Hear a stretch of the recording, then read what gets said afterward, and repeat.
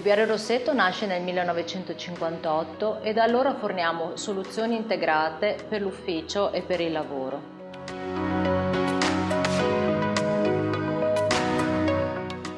La nostra mission è quella di aiutare le aziende a migliorare l'ambiente di lavoro, fornendo servizi esclusivi e prodotti innovativi.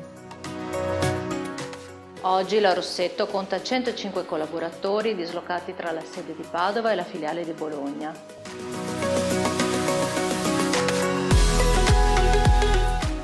Con 200.000 ordini evasi all'anno e la gestione di un parco che conta più di 25.000 stampanti installate presso i nostri clienti.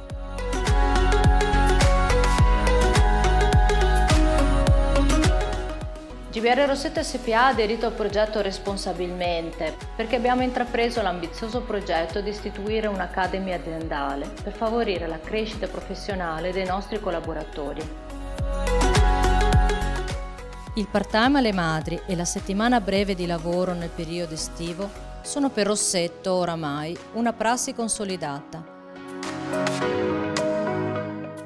La vita comunitaria trascorsa in azienda è stata riservata un'attenzione particolare creando uno spazio adibito alla pausa. Una sala informale e confortevole con uno spazio per le attività ricreative quale il biliardino, un angolo relax e il book sharing. Un'esperienza che ci piacerebbe ripetere è la giornata di azienda aperta alle famiglie, durante le quali i figli hanno potuto mettersi al posto di lavoro di mamma e di papà. Anche la tutela dell'ambiente è importante per noi, infatti utilizziamo esclusivamente energia proveniente al 100% da fonti rinnovabili. Da 2 anni abbiamo avviato un programma di riforestazione del pianeta proponendolo ai nostri clienti.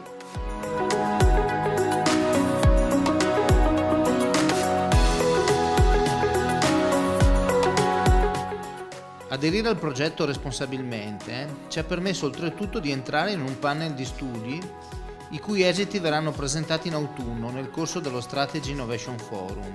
Il report mette in evidenza il beneficio per l'intera comunità del programma di riforestazione. Ogni 8.333 stampe prodotte con i nostri dispositivi di stampa, il cliente ha diritto a piantumare un albero, decidendo personalmente ed in modo responsabile in quale zona del pianeta piantarlo, creando quindi posti di lavoro nelle aree coinvolte. Oggi, assieme ai nostri clienti, abbiamo piantumato oltre 10.000 nuovi alberi nel mondo.